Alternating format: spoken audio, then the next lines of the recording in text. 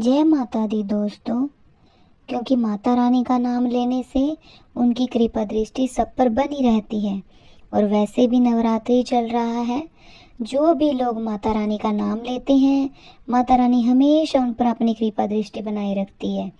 नवरात्रि के दिनों में जो भी भक्त सच्चे मन से माता की पूजा करते हैं और उपवास रखते हैं, माता रानी उन पर कृपा दृष्टि बनाए रखती है और उनकी सब मनोकामनाओं को पूरा करती है।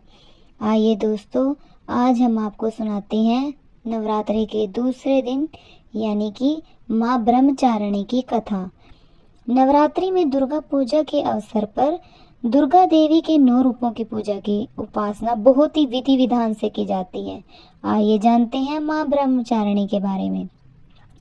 अपने पूर्व जन्म में जब ये हिमालय के घर में पुत्री रूप में उत्पन्न हुई थी, तब नारद के उपदेश से इन्होंने भगवान शंकर जी को पति रूप में प्राप्त करने के लिए अत्यंत कठिन तपस्या की थी।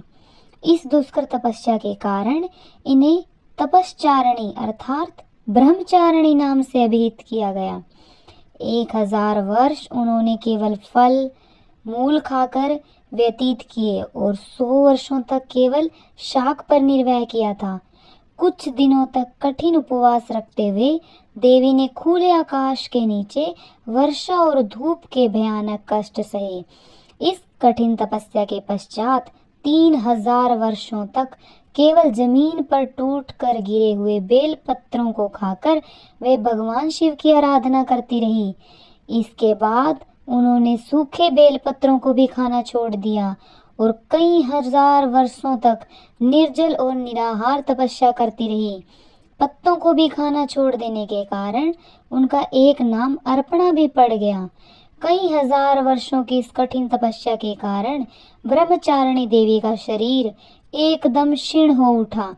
उनकी यह दशा देखकर उनकी माता मैना अत्यंत दुखी हुई और उन्होंने उन्हें इस कठिन तपस्या से विरक्त करने के लिए आवाज दी, उमा।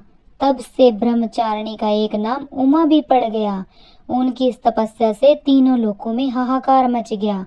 देवता, ऋषि, सिद्धगण, मुनि सभी देवी ब्रह्मचारिणी की इस तपस्या को पुण्यकृत बताते हुए उनकी सराहना करने लगे।